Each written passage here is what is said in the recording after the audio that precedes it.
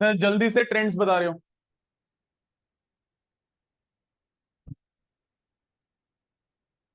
Atomic size का क्या होगा? Electron positivity, metallic character, reducing power क्या होगा? Electronegativity, non metallic character, oxidising power क्या होगा? And likewise. जल्दी से।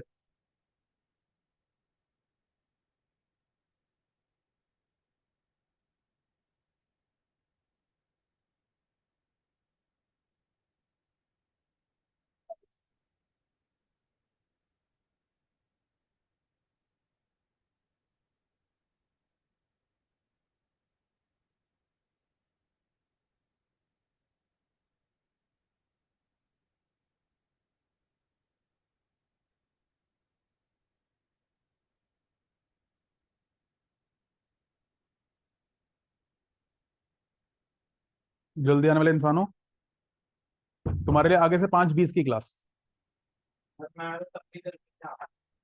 क्यों?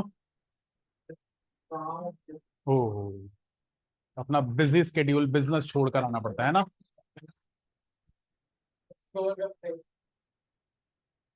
चलो कोई बात नहीं। फ्यूचरिस्टिक सोच बढ़िया है। 4 साल किसी बेकार कॉलेज से इंजीनियरिंग करने से बजाय हम, नहीं इंटर्नशिप नहीं ना यार, एंटरप्रेन्योर। क्या? देखो, मैं यहां पर वापस आऊंगा 1 मिनट में, लेकिन जो आप लोगों का क्वेश्चन है या उसका आंसर है, बात को समझना।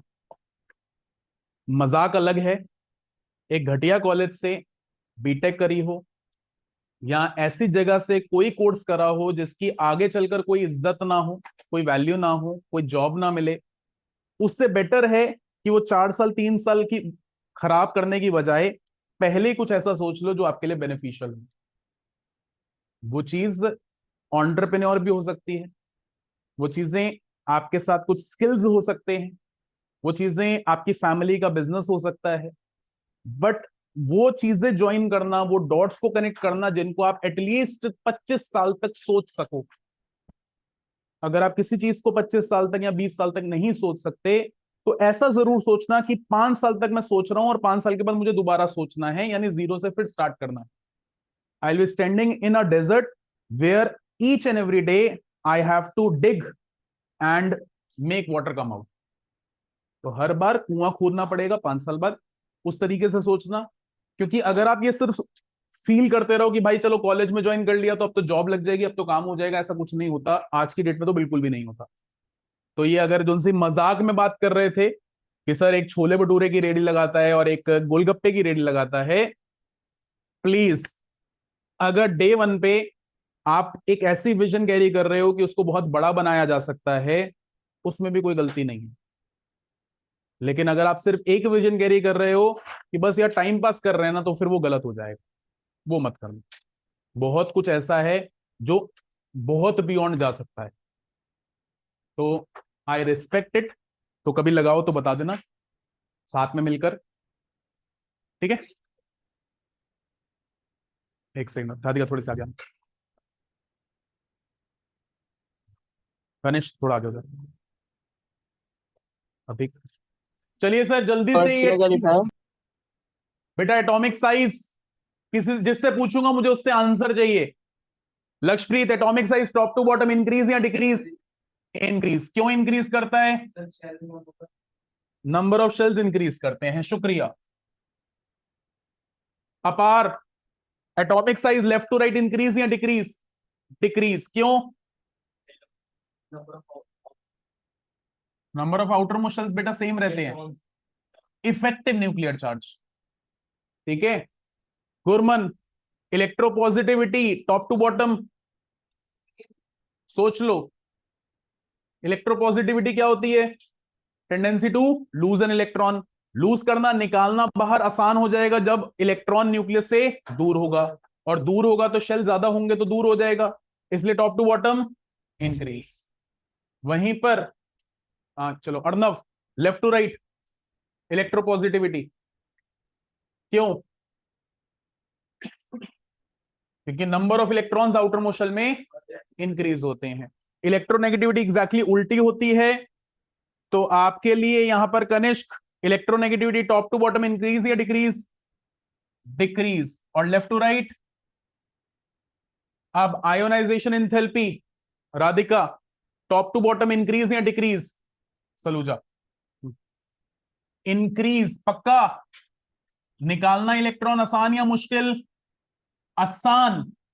तो लगने वाली एनर्जी क्या होगा? राधिका हांडा लेफ्ट टू राइट? इंक्रीज। क्यों? क्योंकि number of electrons outer motion में बढ़ रहे हैं, इलेक्ट्रॉन लेना क्या हो जाएगा? मुश्किल। तो आयनाइजेशन एंथैल्पी क्या हो जाएगी? ज्यादा। कहां पर? लेफ्ट टू राइट या टॉप टू बॉटम? ठीक है। अब इसी तरह से पॉजिटिव इलेक्ट्रॉन गेन एंथैल्पी मन में क्या रखने को बोला था? तो टॉप टू बॉटम इलेक्ट्रोपॉजिटिविटी, तो ये भी लेफ्ट टू राइट। इसके मन में क्या रखने को बोला था? Top to bottom left to right. पक्का? क्लियर है? प्लीज, ये ट्रेंड्स बहुत सारे क्वेश्चंस में हेल्प करेंगे, लेकिन थोड़ा सा एक लिमिटेशन है। अगर आपके स्कूल के टीचर ने सोच लिया है कि पेपर में सब्जेक्टिव क्वेश्चंस देने हैं पीरियोडिसिटी चैप्टर में, यानी चैप्टर नंबर 3 से, तो उस केस में आपके पास बहुत सारे reason based questions in trends के बियॉन्ड हैं। वो बियॉन्ड वाले टॉपिक्स की जब हम बात करते हैं तो चीजें बहुत ही इंपॉर्टेंट बन जाती हैं। एक एक करके जरा चीजों की बातचीत करेंगे और ध्यान देंगे, प्लीज समझिएगा। मैं यहां पर बात करने जा रहा हूं अनयूजुअल बिहेवियर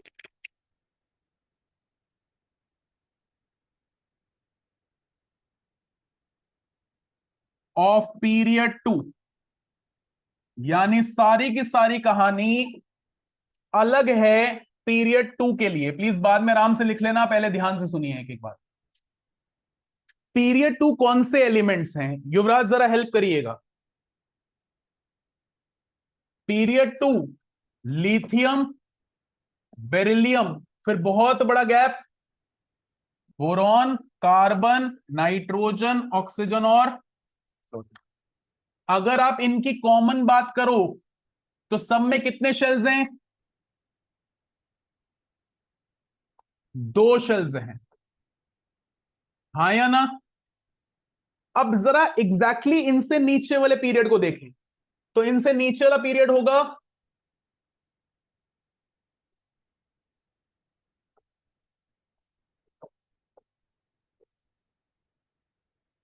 हाँ या ना? और इसमें कितने शेल्स हैं? 3। क्या अनयूजुअल बिहेवियर आता है ये तो अभी बाद में बात करेंगे, लेकिन अनयूजुअल बिहेवियर क्यों आता है पहले उसकी बात कर लेते हैं। क्या रहेगा एक एक करके समझाऊंगा, लेकिन क्यों रह रहा है वो समझते हैं। इसमें बता सकते हो कितने शेल्स? 3 शेल्स। एक कॉमन एग्जाम्पल ले लेते हैं लिथियम का। 55 की इलेक्ट्रॉनिक कॉन्फ़िगरेशन।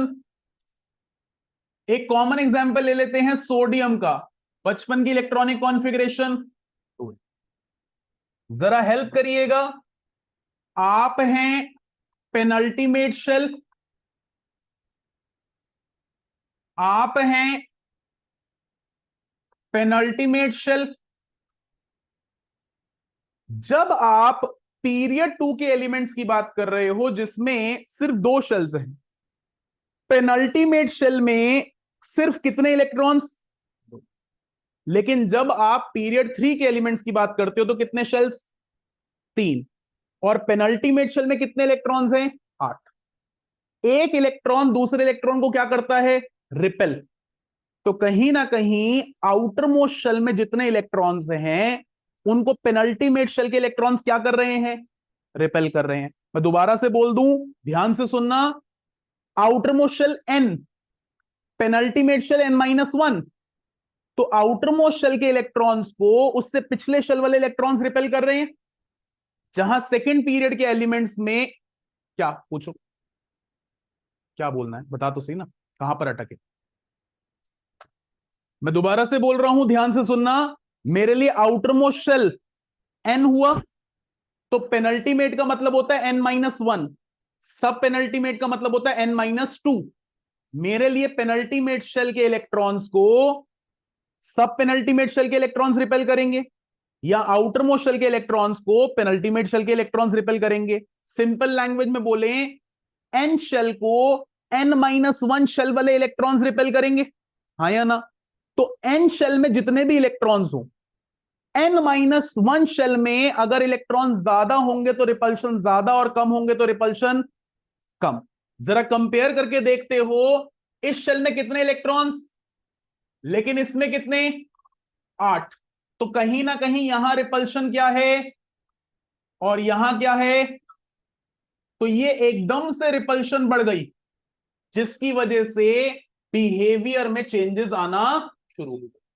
बात को दोबारा से सुनेंगे, पीरियड 2 के एलिमेंट्स जितने भी एटम्स हैं, they are compact in size, छोटे हैं तो कॉम्पैक्ट है।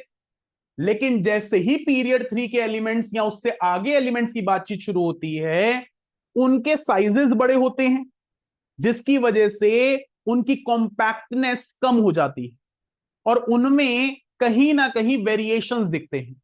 या कह सकते हैं, पीरियड 3 से लेकर पीरियड 7 तक की जो स्टेबिलिटी है, जो कॉम्पैक्टनेस है, वो एक यूजुअल ट्रेंड में है, लेकिन पीरियड 2 की कॉम्पैक्टनेस कहीं ज्यादा है, जिसकी वजह से उनका बिहेवियर पीरियड 3 से पीरियड 7 के कंपैरिजन में क्या हो जाता है, अलग हो जाता है। तो पीरियड 2 के एलिमेंट्स का बिहेवियर अलग होने का रीजन है, सबसे पहला reason because of small atomic size, second reason penultimate shell में यानी N-1 शेल में पड़े हुए कम इलेक्ट्रॉन्स, उनकी तरफ से पड़ने वाली कम रिपल्शन। पक्का? लिखिए प्लीज, दोबारा बोलता हूं फिर बात करते हैं। हाँ बता, पेनल्टीमेट शेल रिपल्शन लगा रहा है, हाँ, वो अपने से पिछले पे भी लगाएगा, अपने से आगे भी लगाएगा। मानकर चलते हैं, सिंपल सी बात है, राधिका को गुस्सा आया हुआ है आज, ठीक है ना, इसको कोई भी कुछ कहता है ये पिटाई पिटाई कर देगी, तो ये आगे वाले की भी कर सकती है, और लेकिन ये सिर्फ पीछे वाले की, आगे तो मेरी थोड़ी करेगा, मतलब आगे कोई नहीं है तो उसकी तो नहीं करेगा ना। तो टेक्निकली जो पेनल्टीमेट शेल है, वो आउटर मोस्ट शेल वाले को रिपेल कर रहा है, और क्योंकि वो रिपेल कर रहा है तो इसमें से इलेक्ट्रॉन निकालना भी आसान हो जाएगा, इसकी स्टेबिलिटी भी मैं क्या कर दूंगा, हैम्पर। लेकिन यहां पर अगर कम नंबर ऑफ इलेक्ट्रॉन्स होंगे तो रिपल्शन क्या लगाएंगे, कम। पक्का? लिखो पहले, ग्रुप 18 है, उनको हम अलग दुनिया मानते, अभी वो भी रीजन में आ जाए। हाँ, इसमें सेकेंड शेल मतलब 2 शेल्स हैं और इसमें 3 शेल्स हैं, ये देखना 2,1 और 2,8,1। लिखो प्लीज, लिखो, period 2 elements, period 2 elements possess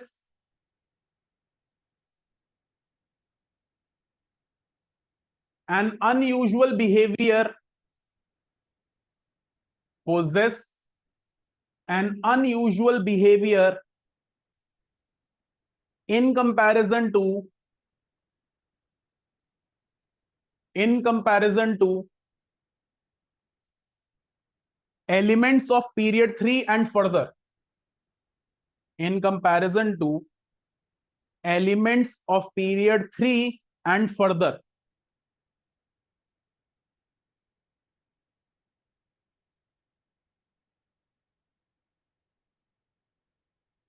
It is due to, it is due to, first point, it is due to, first point, small atomic size,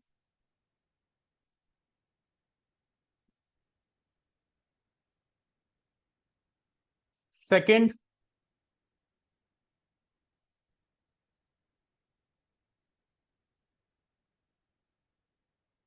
screening and shielding,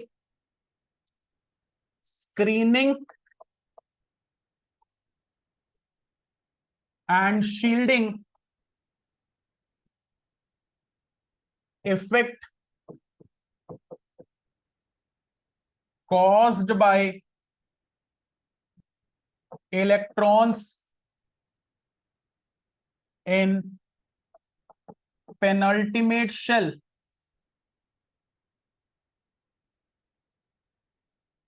is less penultimate shell is less in elements of period 2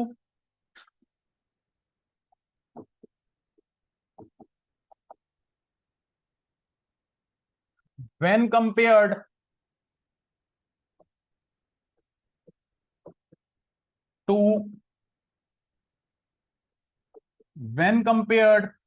to elements of period 3 and further.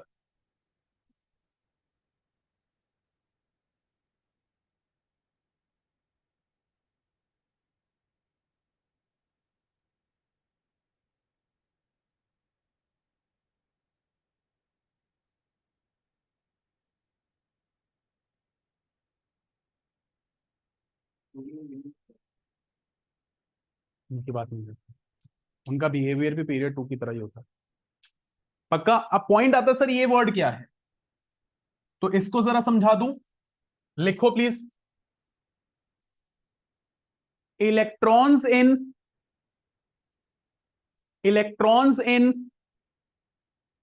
penultimate shell, electrons in penultimate shell offer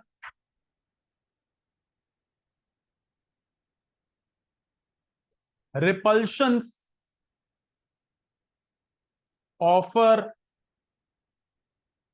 repulsion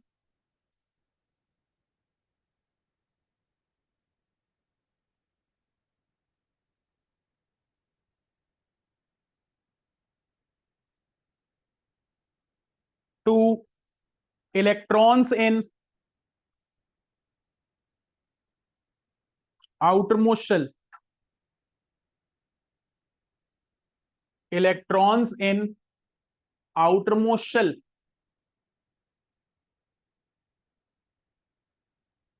due to which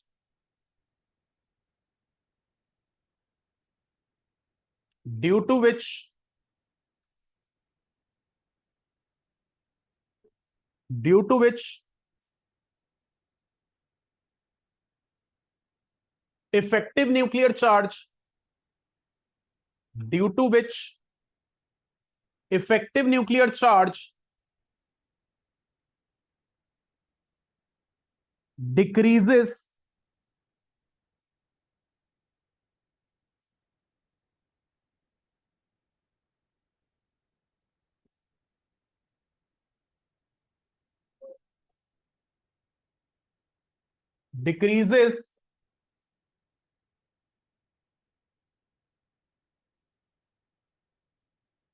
full stop. This repulsion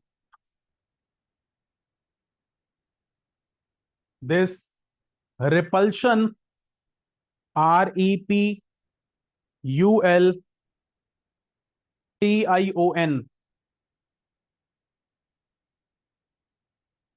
repulsion is known as screening or shielding effect.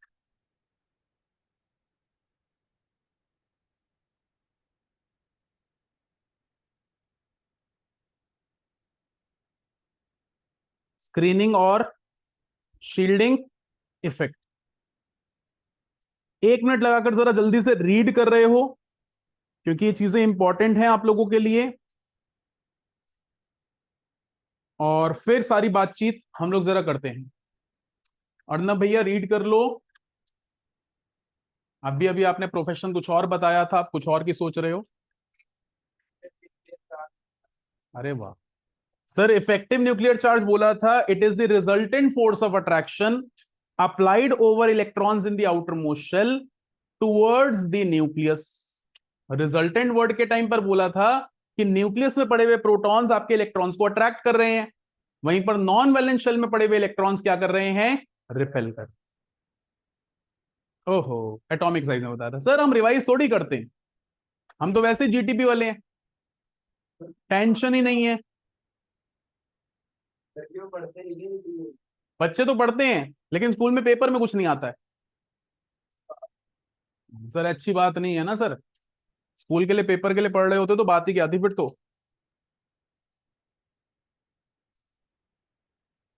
कब से हैं? मेरे को भेज देना। चलिए please जल्दी से रीड कर रहे हो।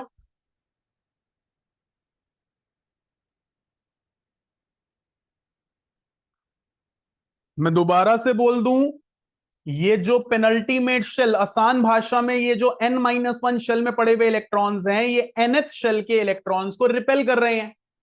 अब ये जितना ज्यादा रिपेल करेंगे स्क्रीनिंग और शील्डिंग इफेक्ट उतना ज्यादा, और वहीं पर जितना कम रिपेल करेंगे स्क्रीनिंग और शील्डिंग इफेक्ट उतना कम। चलो मान लेते हैं हम पुराने जमाने की फाइट्स में चले जाएं, जब आप लोगों को फ्रेंच रेवोल्यूशन वगैरह उससे भी पहले की चीजें पढ़ाई जाती थी, तो अक्सर जो सी लड़ाई होती थी वो कहां पर होती थी? लोग घोड़े पे आते थे, तलवार लेकर आते थे, और साथ में क्या लेकर आते थे? शील्ड। शील्ड क्या करती थी? प्रोटेक्ट करती थी, यही करती थी। इलेक्ट्रॉन अंदर तक पेनिट्रेट कर जाए तो मेरी शील्ड काम नहीं कर रही, और प्रोटेक्ट ज्यादा कर ले तो मेरी शील्ड काम कर रही है। अब प्रोटेक्शन कहां आ रही है? अगर अंदर वाले अच्छे से रिपेल करेंगे तो पेनिट्रेशन कम, तो क्या होगी? रिपल्शन। तो स्क्रीनिंग और शील्डिंग क्या होगी? ज्यादा। और अंदर तक पेनिट्रेशन ज्यादा होगी तो स्क्रीनिंग और शील्डिंग क्या हो जाएगी? कम। दोबारा से अपार बोल दूं, मेरे लिए पेनल्टीमेट शेल के इलेक्ट्रॉन्स रिपल्शन कर रहे हैं।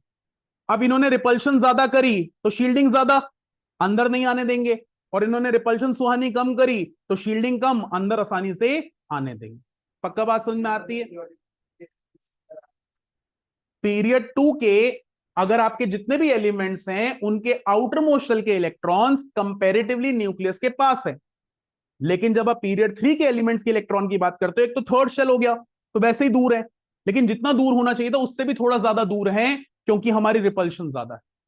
पक्का? और ज्यादा विजुलाइज करवाऊं, ये देखो प्लीज सारे के सारे।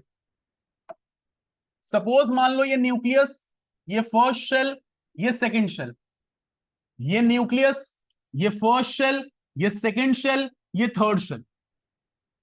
जो जायज मैनर में दो शेल्स का साइज और जो जायज मैनर में तीन शेल का साइज होना था वो तो हुए ही, लेकिन यहां पर सिर्फ कितने इलेक्ट्रॉन्स? मान लेते हैं यहां पर एक इलेक्ट्रॉन, यहां पर दो, खैर अभी इनका लेना देना मुझे नहीं।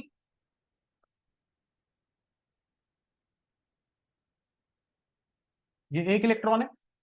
अब समझना जरा ध्यान से, मैग्नेट से खेले हो, दो मैग्नेट्स एक दूसरे को अट्रैक्ट या रिपेल करें, जितना पास आएंगे उतना रिपल्शन या अट्रैक्शन ज्यादा, जितना दूर होंगी रिपल्शन या अट्रैक्शन कम। इतना मानते हो? समझना, इस पेनल्टीमेट शेल में कितने इलेक्ट्रॉन्स? 8। ये इलेक्ट्रॉन इसको रिपेल कर रहा है, ये इलेक्ट्रॉन इसको रिपेल कर रहा है। आप लोग वेक्टर्स पढ़े हो तो इनका रिजल्टेंट रिपल्शन कौन सी डायरेक्शन में? बाहर। चलो दोबारा से, ये इसको रिपेल कर रहा है, सीधी लाइन ड्रॉ करूं तो कहीं ऐसे, ये इसको रिपेल कर रहा है तो कहीं सीधी लाइन ड्रॉ करूं तो इन दोनों का रिजल्टेंट, तो कहीं ना कहीं हर एक का रिपल्शन कहां की तरफ?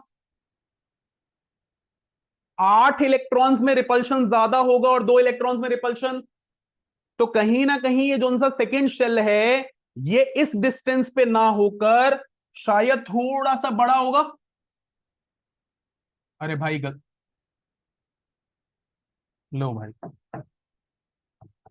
अब ठीक, खुश, हैप्पी, शुक्रिया। तो यहां पर ये कहीं ना कहीं साइज क्या होगा? कंपैरेटिवली बड़ा। अब कंपैरेटिवली साइज बड़ा होने से क्या हुआ? It is going closer to the third shell. Since it is moving closer to the third shell, उसकी रिपल्शन क्या हो जाएगी? बढ़ेगी।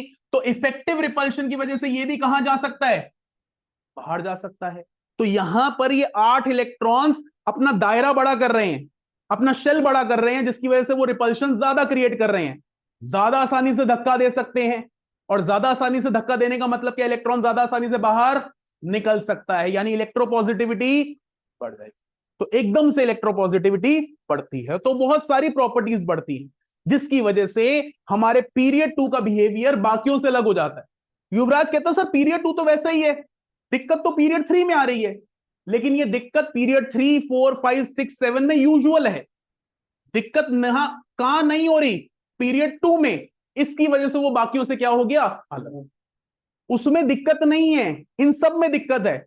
लेकिन जब सबकी दिक्कत हो तो सबका नॉर्मल हो गया, और उसका क्या हो गया? एबनॉर्मल हो गया। तो पीरियड 2 के अंदर दिक्कत ना होना, उसके लिए क्या हो गया? एबनॉर्मल। पक्का बात समझ में आती है? पक्का क्लियर है? हाँ जी।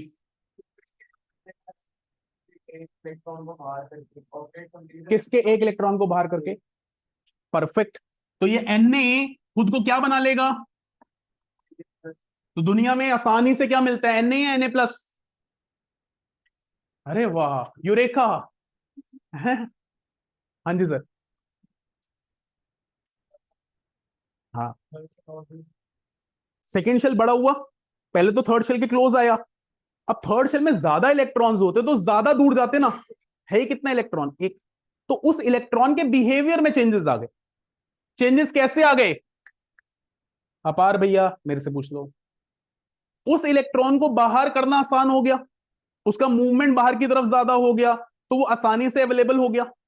अब एक इलेक्ट्रॉन के आसानी से अवेलेबल होने में कौन सी प्रॉपर्टीज लगती है जो हमने पढ़नी है? सर आसानी से निकलेगा तो इलेक्ट्रोपॉजिटिविटी ज्यादा, आसानी से निकलेगा तो आयोनाइजेशन एंथैल्पी कम, आसानी से निकलेगा तो लेना मुश्किल, तो इलेक्ट्रॉन गेन एंथैल्पी भी उसके हिसाब से बिहेवियर दिखाएगी। तो ये एकदम से चेंज आएगा।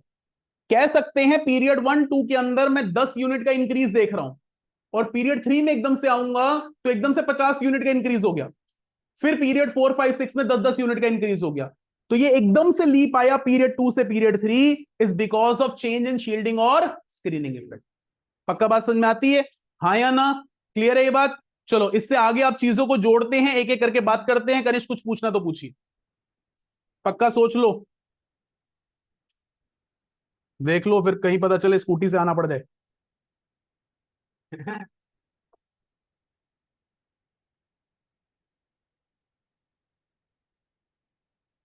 मैंने इतनी मेहनत करी थी तो टेक्नोलॉजी का परफेक्ट उपयोग।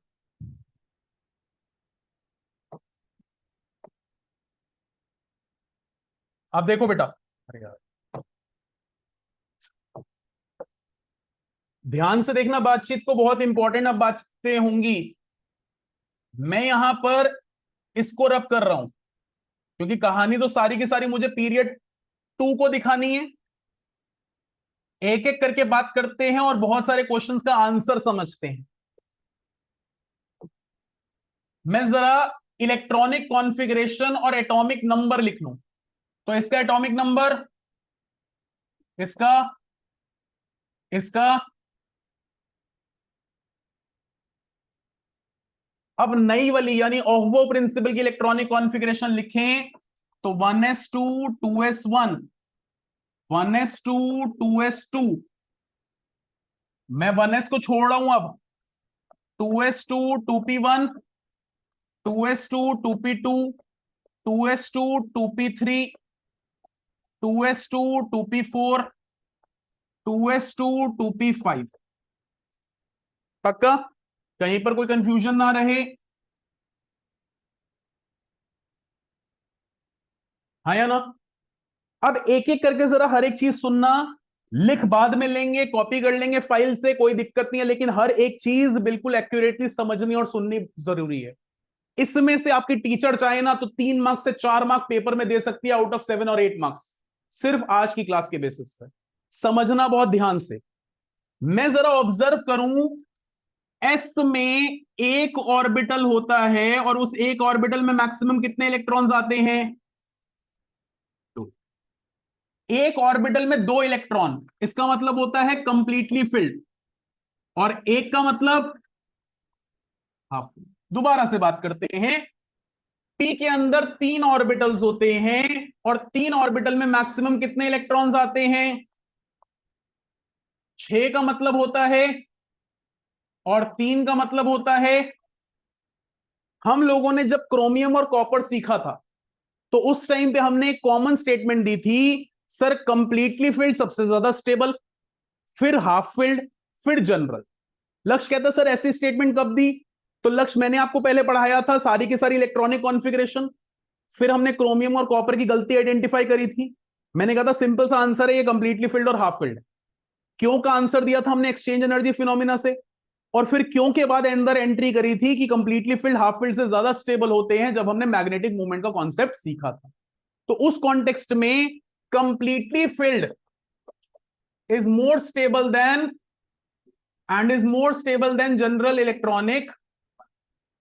मेरी बात को ध्यान से समझना, मैंने यहां पर अर्नब को पेन दिया, पकड़ो, टाइटली पकड़ना। अगर इसने ये पेन टाइटली पकड़ रखा है तो शायद मेरे लिए इसको निकालना या इसको लेना आसान होगा या मुश्किल। पक्का? हम बोल रहे हैं कंप्लीटली फिल्ड ज्यादा स्टेबल है, तो उस स्टेट से इलेक्ट्रॉन निकालना मुश्किल होगा, हाफ फील्ड में थोड़ा आसान होगा, और जनरल में और। पक्का? कोई भी चीज वो रिएक्ट कर रही है किसी के साथ भी, आयोनिक बॉन्ड बना रही है, कोवेलेंट बॉन्ड बना रही है, एप्पल पड़े पड़े और ब्राउन हो रहा है, या कोई भी चीज हो रही है अकरेंस, कोई भी प्रोसेस अकरेंस में है, वो सिर्फ तभी हो रहा है जब एक कम स्टेबल चीज ज्यादा स्टेबल हो जाए। अगर कोई चीज चेंजेस करके कम स्टेबल से ज्यादा स्टेबल हो जाती है तो वो चेंजेस जल्दी होते, और कोई चीज पहले से स्टेबल है, वो अपनी स्टेबिलिटी लूज नहीं करना चाहती, तो वो आसानी से चेंजेस। बात को लॉजिकली समझिएगा, अगर मेरी इलेक्ट्रॉनिक कॉन्फ़िगरेशन कंप्लीटली फिल्ड या हाफ फिल्ड पर है, तो मैं उस इलेक्ट्रॉनिक कॉन्फ़िगरेशन को चेंज नहीं करना चाहूंगा, मुझे बहुत जबरदस्ती करवानी पड़ेगी उस इलेक्ट्रॉनिक कॉन्फ़िगरेशन को चेंज करने में। और वहीं पर मेरे में एक छोटा सा चेंज हो, मान लो एक इलेक्ट्रॉन मैं लूज करूं और मैं स्टेबिलिटी अचीव कर लूं, तो वो चेंज मैं बहुत जल्दी करवाऊंगा। बात को ध्यान से समझना, अगर मैं सिर्फ इलेक्ट्रॉन लूज करने के कॉन्टेक्स्ट में बात करूं, अगर एक इलेक्ट्रॉन लूज करके मुझे स्टेबिलिटी मिलती है, फिर चाहे वो हाफ फिल्ड स्टेबिलिटी हो या कंप्लीटली फिल्ड, मैं बहुत जल्दी अपना इलेक्ट्रॉन लूज करूंगा, और उस टाइम पे आयोनाइजेशन एंथैल्पी क्या होगी? कम। लेकिन अगर मैं इलेक्ट्रॉन लूज करके अनस्टेबल हो जाता हूं, मान लो मैं पहले से हाफ फील्ड या कंप्लीटली फील्ड हूं, और इलेक्ट्रॉन लूज करके मैं अनस्टेबल हो रहा हूं, मैं वो इलेक्ट्रॉन लूज उस टाइम जबरदस्ती करके अगर इलेक्ट्रॉन निकालना होगा, तो ionisation enthalpy will be very. पक्का? कंसेप्ट खत्म। अब कंसेप्ट को सिर्फ लैंग्वेज में देखते हैं, हेल्प करिएगा प्लीज। 2s1 सेकेंड शेल है, सेकेंड शेल में 2s s orbital half field है। अगर इससे इलेक्ट्रॉन निकल जाए और मैं बेटर स्टेबल हो जाऊं, तो मैं जल्दी इलेक्ट्रॉन लूज करूंगा, और अगर मेरे इलेक्ट्रॉन लूज करने से मेरे को ज्यादा स्टेबिलिटी नहीं मिलती, तो मैं इलेक्ट्रॉन लूज। जरा ध्यान से ऑब्जर्व करो, ये इलेक्ट्रॉन निकलता है तो मैं हो जाऊंगा 1s2 2s, यानी मेरा सेकेंड शेल पूरी तरह से, सिर्फ कौन सा शेल बचा? First shell. हाँ या ना? तो कहीं ना कहीं मैं यहां से यहां बेटर स्टेबिलिटी की तरफ आ रहा हूं, तो मैं इलेक्ट्रॉन आसानी से लूज करना चाहूंगा। दोबारा से युवराज बात करते हैं, मैं हूं 2s2, मैं हूं कंप्लीटली, अगर मैं इलेक्ट्रॉन लूज करता हूं और मैं बनता हूं 1s2 2s1, मैं ये भी पड़ा हुआ है, और कहीं ना कहीं क्या हूं? क्या कंप्लीटली फील्ड ज्यादा स्टेबल या हाफ फील्ड? तो मेरी स्टेबिलिटी क्या हो रही है? यानी मैं ऐसे नहीं आना चाहता, क्योंकि मैं ऐसे आना चाहता हूं, मेरी यहां पर आयोनाइजेशन एंथैल्पी, और ऐसे बिल्कुल नहीं आना चाहता, तो आयोनाइजेशन एंथैल्पी। इसको रीजन के तौर पर लिखते हैं, जरा ध्यान देना, यहां पर समझाऊंगा, रीजन यहां पर लिखूंगा। Question, why first ionization enthalpy of lithium is low than beryllium? तो आंसर आएगा, as losing an electron gives 1s2 electronic configuration to lithium plus, that is atomic size decreases and first shell is found to be completely filled, hence a better stable electronic configuration. Therefore, first ionization enthalpy of lithium is low. On the other hand,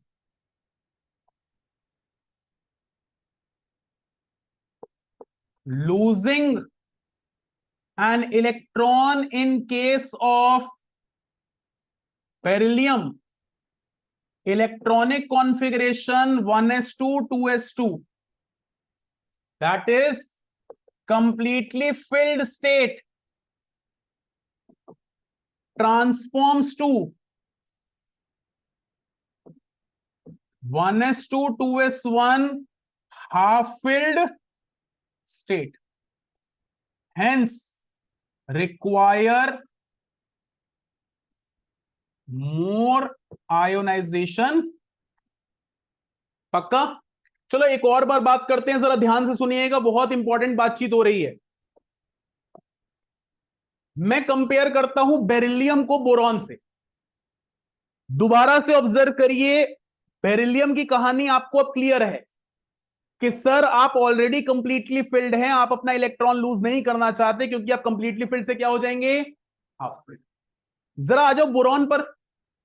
boron की electronic configuration 1s2 2s2 2p p1 कोई stable है?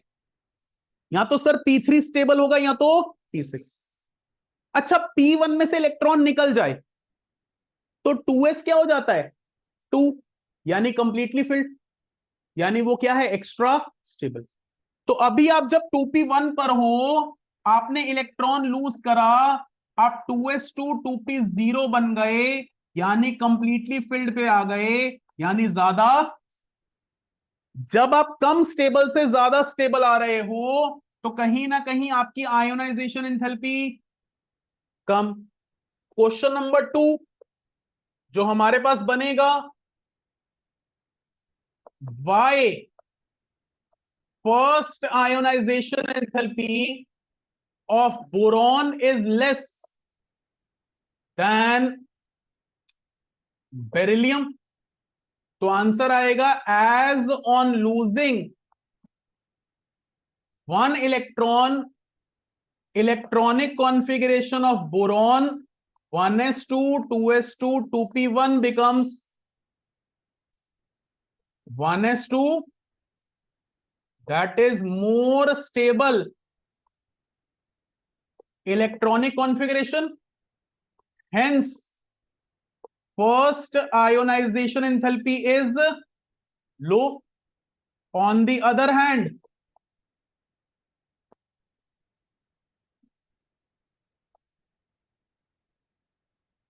losing an electron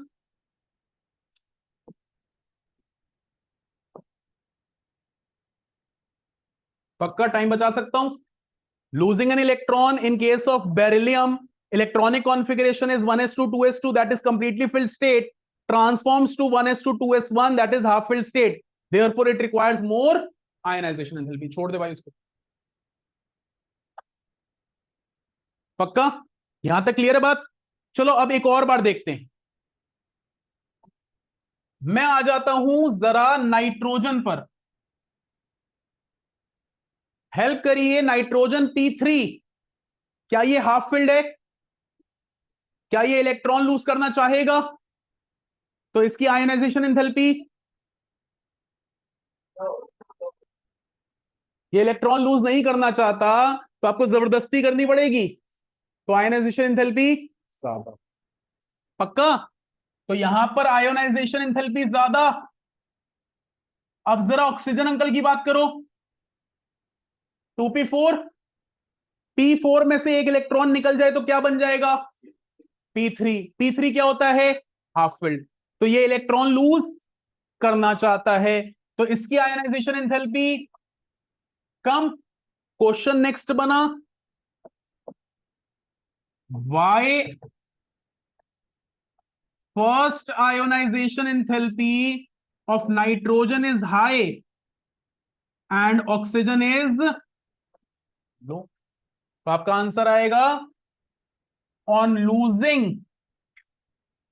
N electron, electronic configuration of oxygen transforms from 1s2 2s2 2p4 to 1s2 2s2 2p, that is half filled state, hence acquires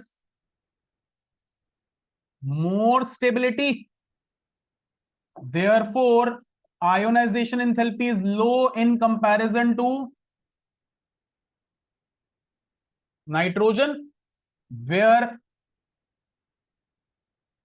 it is at half filled stable state, therefore requires high energy to lose an electron। हाँ या ना? पक्का बात समझ में आती है? अब ये तो बड़े ना कैजुअल से क्वेश्चंस हैं, दो का कंपैरिजन, लेकिन तीन का कंपैरिजन आ जाए। सपोज हम मान कर चलते हैं कनिष्क, उससे बड़ा भाई समक्ष, उससे बड़ा भाई ए, तीन लोग, क्योंकि मैं उससे बड़े भाई को जानता हूं, उससे बड़े भाई को नहीं जानता, तो ए बोल रहा हूं। तीन लोग, मैं बोलता हूं समक्ष ए से छोटा है और कनिष्क समक्ष से छोटा है, तो सबसे छोटा कौन और सबसे बड़ा कौन? ए। पक्का? अब यहां पर जरा एक सेकंड के लिए आना। आपने बोला sir lithium beryllium boron, beryllium हमारे लिए सबसे ज्यादा स्टेबल है, लिथियम समझना जरा ध्यान से, बेरिलियम से ज्यादा स्टेबल है। या इधर में देख लेते हैं, चलो कार्बन नाइट्रोजन ऑक्सीजन देख लेते हैं। नाइट्रोजन हाफ फिल्ड, ऑक्सीजन एक इलेक्ट्रॉन लूज करके half filled, carbon electron lose कर दे तब भी नॉर्मल, ना करे तब भी नॉर्मल। तो कहीं ना कहीं नाइट्रोजन की आयनाइजेशन एंथैल्पी कार्बन से और ऑक्सीजन की नाइट्रोजन से, कार्बन की यूजुअल।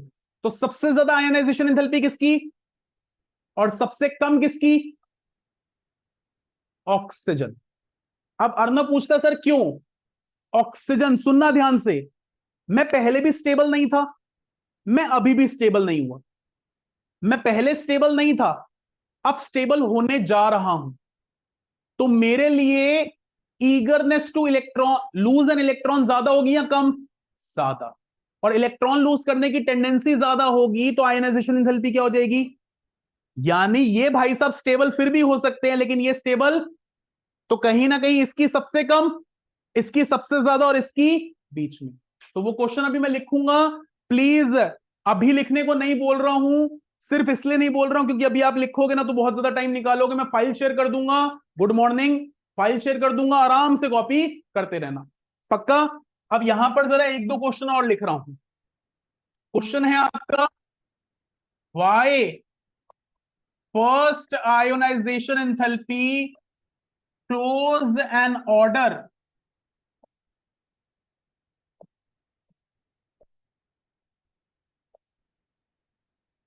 तो इसमें हिंट दे रहा हूं, ये लूज करके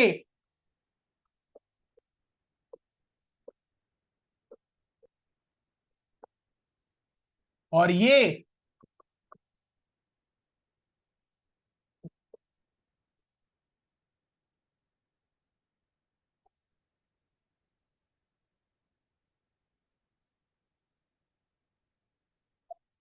भाई साहब इलेक्ट्रॉन लूज करेंगे तो हाफ फील्ड हो जाएंगे। तो आपकी आयोनाइजेशन एंथैल्पी और ये भाई साहब अगर इलेक्ट्रॉन लूज कर दे तो अपनी हाफ फील्ड की जो स्टेबिलिटी है वो भी क्या कर देंगे, खराब कर देंगे। तो इनकी आयोनाइजेशन एंथैल्पी बहुत ही ज्यादा। आप इन दोनों का आंसर दोगे और ऑटोमेटिकली ये आपने ट्रेंड को जस्टिफाई कर दिया। कार्बन के बारे में कुछ भी लिखने की जरूरत, पक्का बात समझ में आती है, कोई दिक्कत तो नहीं। अब यहां तक हमने बात करी। अब इससे आगे एक और पॉइंट की बात करते हैं, ध्यान से देखना। Why there is an unusual decrease in ionization enthalpy when moving down the group, especially in the case of period 2 to period। देखो, top to bottom electropositivity increase करती है और आयोनाइजेशन एंथैल्पी डिक्रीज करे एक मैनर में, 60 50 40 30 20 10, ये trend के हिसाब से डिक्रीज है। लेकिन ये क्या बोल रहा है, पीरियड 1 से पीरियड 2 आए 60 से 50, और पीरियड 2 से पीरियड 3 आए सीधा 20, और फिर पीरियड 3 से पीरियड 4 आए शायद 15 या 12 या 10 या 8। तो यहां पर ये एकदम से जो सा डिक्रीज है वो क्यों हो रहा है? तो इसको समझाने के लिए मैं एक एग्जांपल ले लेता हूं, लिथियम एंड सोडियम। लिथियम की इलेक्ट्रॉनिक कॉन्फ़िगरेशन 55 की और सोडियम की 2, सिंपल सा। अभी ऑलरेडी आपने स्टार्टिंग में यही आंसर लिखा है, बट दोबारा से बोल दूं, as penultimate shell in period 2 elements offer low shielding और screening in comparison to elements of period 3 which offer more electron repulsion due to high number of electrons in penultimate shell. Therefore ionization enthalpy of period 3 tends to decrease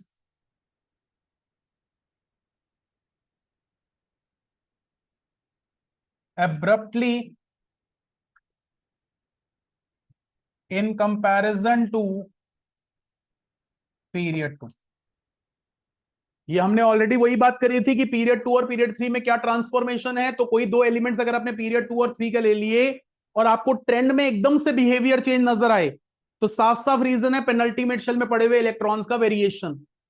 अगर आपको 1% ये word याद ना आए, screening और shielding effect, तो साफ साफ इलेक्ट्रॉन्स इन पेनल्टीमेट शेल आप लिखेंगे। ये कीवर्ड है क्या, electrons in penultimate shell period 2 में कम, पीरियड 3 में पक्का। देखिए, अच्छा देखिए एक बार इसको,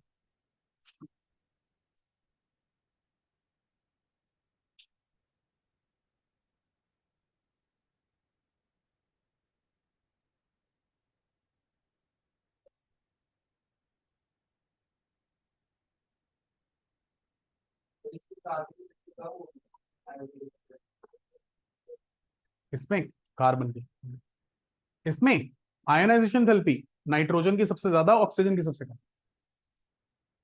इधर सुन, ऑक्सीजन की सबसे कम क्यों, क्योंकि ये हाफ फिल्ड होना चाहता है। नाइट्रोजन की सबसे ज्यादा क्यों, क्योंकि ये हाफ फिल्ड है। कार्बन उसके बीच का यूज है। क्लियर। चलिए अब एक छोटी सी चीज और देखें, वर्ड है डायगोनल रिलेशनशिप।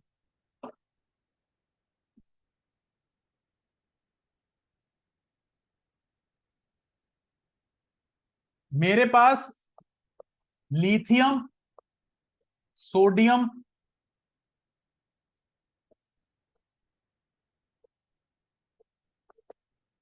मैंने फर्स्ट 3 एलिमेंट्स लिए हैं पीरियड 2 के और पीरियड 3 के। अगर मैं इन 3 इन तीन एलिमेंट्स को चेक करूं तो बेटा इसकी इलेक्ट्रोनेगेटिविटी इसके राइट हैंड साइड के डायगोनल एलिमेंट के साथ मैच करती है। इसकी इलेक्ट्रोनेगेटिविटी इसके राइट हैंड साइड के डायगोनल एलिमेंट के साथ मैच करती है। ऐसे ही इसकी इलेक्ट्रोनेगेटिविटी इसके डायगोनल एलिमेंट के साथ मैच करती है। As first three elements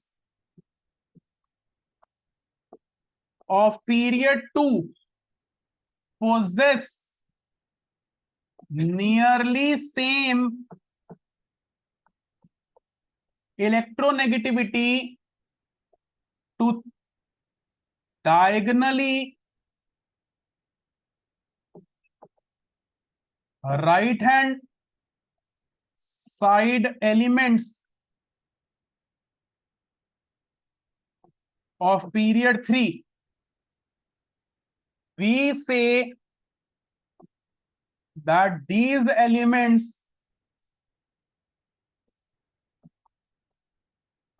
have same physical and chemical properties, hence referred as diagonal relationship.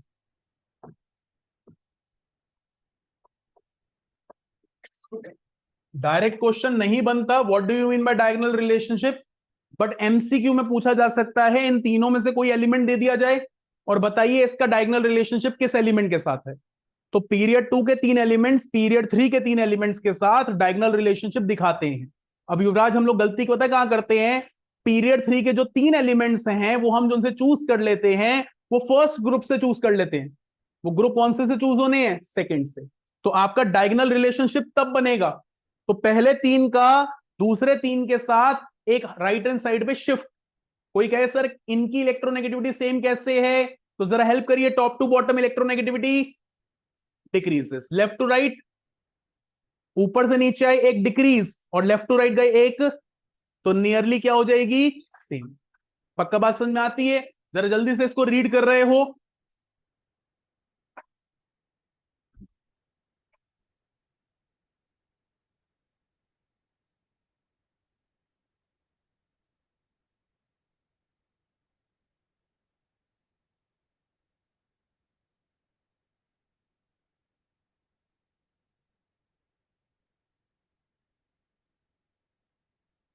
Clear है?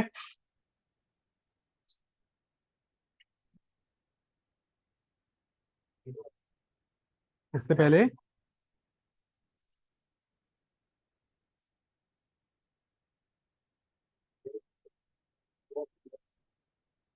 कार्बन जब इलेक्ट्रॉन गेन करेगा तो हाफ फिल्ड हो जाएगा, तब मुझे कौन सा कॉन्सेप्ट पढ़ना पड़ेगा, इलेक्ट्रॉन गेन एंथैल्पी। अभी हम यहां पर इलेक्ट्रॉन गेन एंथैल्पी की बात नहीं कर रहे थे। आयोनाइजेशन एंथैल्पी कंपैरेटिवली ज्यादा होनी चाहिए, लेकिन एक टॉपिक से दूसरे को रिलेट नहीं कर सकता ना। हम जब लूज करने के लिए आएंगे तो सामने वो एलिमेंट होना चाहिए जो मेरे से लूज करवा रहा हो, जब हम गेन करने आएंगे तो सामने वो एलिमेंट होना चाहिए जो मुझे गेन करवा रहा हो, तो वहां पर वेरिएशन अलग हो जाएगा। तो हम एक दूसरे को रिलेट नहीं कर सकते। रिलेट हमने सिर्फ दो टर्म्स पे करना है, number of shells, number of electrons in the outer motion. जल्दी से एक बार देख रहे हो। हम्म हम्म वो बिल्कुल पीछे वाला। चलो मैं एक एक करके स्क्रॉल कर रहा हूं, जरा ध्यान से देखना प्लीज, बातें नहीं। हाँ बता, इसमें तो कोई दिक्कत नहीं था। दूसरा आजा, मैं बोल रहा हूं यहां पर इसमें ये दो इलेक्ट्रॉन घूम रहे हैं, इनकी वजह से इस पे जो रिपल्शन होगी वो दो इलेक्ट्रॉन्स की साइज इतना ही रहेगा क्योंकि इनकी आपस में रिपल्शन बहुत कम है। इनमें एक तो 8 इलेक्ट्रॉन्स की वजह से रिपल्शन ज्यादा, दूसरा इसका साइज कंपैरेटिवली बड़ा। क्यों बड़ा हो गया, क्योंकि ये आपस में जब एक दूसरे को रिपेल करते हैं तो ये कहां मूव करते हैं, बाहर की तरफ। तो हल्का सा भी बाहर मूव करे तो ये इसके पास आ जाएंगे, इसको और क्या करेंगे, रिपेल करेंगे। ठीक है ना, पक्का। इससे आगे हमने बात करा, प्लीज रिक्वेस्ट कर रहा हूं इसको जरा ध्यान से लिखना है, हर एक पॉइंट के हिसाब से लिखना है। दूसरी बड़ी इंपॉर्टेंट चीज, नेक्स्ट क्लास के अंदर जो मैं टाइमिंग्स दूंगा, मुझे आप लोगों के मॉड्यूल साथ में चाहिए। There will be certain questions जो एज इट इज के एज इट इज देखने हैं, कुछ पॉइंटर्स मुझे समझाने हैं जो डायरेक्टली आपके क्वेश्चन में यूज होंगे। मैं आपको इस तरीके से हिंट दूंगा जो आपको क्लियरली बता देगा कि सर ये एलिमेंट के कैरेक्टरिस्टिक्स ग्रुप 1 के एलिमेंट से मैच कर रहे हैं, ये कैरेक्टरिस्टिक ग्रुप 18 से मैच कर रहे हैं, ग्रुप 17 से मैच कर रहे हैं। तो बहुत सारे ऐसे क्वेश्चंस बनते हैं जिनके अंदर आपको वो कैरेक्टरिस्टिक्स मेंशन किए जाते हैं और बोला जाता है बताओ कौन से ग्रुप का एलिमेंट है। तो वहां पर बच्चा कंफ्यूज हो जाता है, लेकिन डायरेक्ट आंसर के लिए वो बहुत इंपॉर्टेंट है। कह सकते हो नेक्स्ट क्लास में मैं इसके क्वेश्चंस करवाऊंगा। दूसरी एक और इंपॉर्टेंट बात, मैंने आप लोगों को पीछे भी एक चीज बोली थी कि जुलाई के मिड से लेकर एग्जैक्टली सितंबर फर्स्ट वीक तक, जब तक आपके टर्मिनल्स नहीं शुरू होते, I will be keeping alternate Saturdays late evening class. But उस लेट इवनिंग क्लास की दो कंडीशंस हैं। पहली कंडीशन, आप लोग अपने स्टडी एनवायरनमेंट में होगे। दूसरी कंडीशन, हर एक का कैमरा ऑन होगा। तीसरी कंडीशन, आपका कॉपी आपका पेन आपके साथ होगा। चौथी कंडीशन, इफ आई से कि मुझे आपका पीडीएफ चाहिए या मुझे आपका स्क्रीनशॉट चाहिए या मुझे आपकी फोटो क्लिक हुई भी चाहिए, तो वो सबका आएगा। किसी का कैमरा किसी रीजन की वजह से, इमरजेंसी के पॉइंट ऑफ व्यू से अगर नहीं चलता या बंद हो जाता है for 5 minutes, 3 minute, 5 minute, acceptable. लेकिन पूरी क्लास के अंदर अगर मैंने जब बोला कैमरा ऑन है और उस टाइम पे ऑन नहीं है और कोई रीजन मुझे मेंशन नहीं हुआ है, मैं उसकी ऑफलाइन क्लास में भी एंट्री बंद कर दूंगा। अगर मैं अपना कंफर्ट चेंज करके रात को 10 से 12 बिठाने जा रहा हूं, तो I am just trying to intervene in your practice. मेरे लिए बहुत आसान है कहना भाई तुम 2 घंटे घर पे बैठो और ये प्रैक्टिस करके 20 क्वेश्चन लेकर आना, मेरे से डाउट पूछो। बोल सकता हूं ना, कल डाउट क्लास है आ जाओ। मैं ये नहीं बोल रहा, मैं ये कह रहा हूं कि मैं रात को 10 से 12 आपके साथ बैठा हूं। अब यार मैं बुला नहीं सकता, बॉयज आ सकते हैं, गर्ल्स को नहीं बुलाऊंगा, कुछ दूर से आ रहे उनको नहीं बुला पाऊंगा, there will be multiple consequences जो कि नहीं हो सकते। तो उसका सबसे आसान तरीका है, we have technology, we'll be sitting online, but we'll be respecting. ऐसा ना लगे यार, आपके पेरेंट्स को लगे कि यार ये तो गलत हो रहा है, ऑनलाइन क्लासेस मुझे नहीं देनी, बट मुझे आपकी वो प्रैक्टिस के अंदर इंटरवीन करना है। एक तरह से मुझे अपने सामने वो 2 से ढाई घंटे प्रैक्टिस करवानी है। आप अच्छा फील करवाओ, आप प्रोडक्टिव फील करवाओ। भाई 3 घंटे क्या 3.5 घंटे भी बैठूंगा, पूरी रात भी बैठूंगा, मुझे कोई दिक्कत नहीं। आप मुझे नहीं प्रोडक्टिवनेस दिखाओ, 1.5 घंटे में क्लास ऑफ कर दूंगा। मुझे प्रोडक्टिवनेस मिलेगी, क्वेश्चन प्रैक्टिस करोगे, साथ के साथ पूछो, जितना पूछना पूछो, फॉर्मूलाज रिवाइज करके चीजों के अंदर। जो ग्रुप पर मैसेज करूंगा ना, मैंने इसलिए कल भी बोला था, अगर किसी के पेरेंट्स उस ग्रुप में ज्वाइन नहीं है तो ज्वाइन करवा लो, क्योंकि मैं वो मैसेज करूंगा, आप लोग आराम से खा पीकर कॉन्फिडेंट होकर तसल्ली से बैठो और मेरे साथ प्रैक्टिस करना शुरू करो। ये अभी भी रहेगी, ये सेम मैनर शुरू होगा जाके दिसंबर में, जब आपके फाइनल एग्जामिनेशन की बात दोबारा से शुरू होगी। मेरे लिए अल्टीमेटली सिर्फ आपके घर पे, आपके क्लासरूम में, मतलब आपके क्लासरूम एरिया या आपके स्टडी एरिया के अंदर एंट्री करना है, इस तरीके से कि अगर आप मेरे साथ 2.5 घंटे बैठ सकते हो अपने स्टडी एनवायरनमेंट में, तो बाकी सब्जेक्ट्स के लिए भी बैठ सकते हो। Please abide it, make it productive, मजा आए करने में क्वेश्चंस, मुझे कोई दिक्कत नहीं है, आप कितने मर्जी बजे तक बैठो। भाई मैंने तो पूरी रात भी पढ़ाया है बच्चों को, और मैं सुबह 4 बजे 5 बजे भी क्लास लेके बैठा हूं। तो मेरे साथ तो सिर्फ वो बैच चलना चाहिए जो सच में क्लासेस को प्रोडक्टिव बनाना चाहता है। अगर आप नहीं बनाना चाहते, नहीं करना चाहते, पहले एलिमिनेशन होगा, फिर उसके बाद कंप्लीट ऑफ होगा। लेकिन ये आपकी चॉइस है, apart from your regular classes आप उस चीज को अर्न कर रहे हो या नहीं कर रहे हो। मेक इट वर्थ, मजा आएगा जेन्युइनली। एक्स्ट्रा क्वेश्चंस करेंगे, एमसीक्यू प्रैक्टिस करेंगे, सब चीजें करेंगे, अपने आप कॉन्फिडेंस आएगा। मान लो कि यार पूरे हफ्ते में तो जो प्रैक्टिस करी कर रहे हो, सैटरडे रात को मेरे साथ दे दिया, डिवोट कर दिया, संडे तो वैसे सबकी छुट्टी है, तो हो सकता है ना। तो प्लीज उस चीज की रिस्पेक्ट करते हुए चीजों को अवॉइड करना। कल 10:15 मोस्ट प्रोबेबली रहेगा, ग्रुप पर अभी टाइमिंग्स वगैरह मैसेज आ जाएगा, और हम करेंगे structure of an atom first part के न्यूमेरिकल्स। तो जिस बच्चे ने मेरे साथ अगर नहीं कर रखे हैं, मैं अभी आपको टाइमिंग्स दूंगा, कल आपको बुलाकर पहले उसका ब्रीफ अप दूंगा, फिर उसके बाद उसके अकॉर्डिंग करवा दूंगा, ठीक है ना।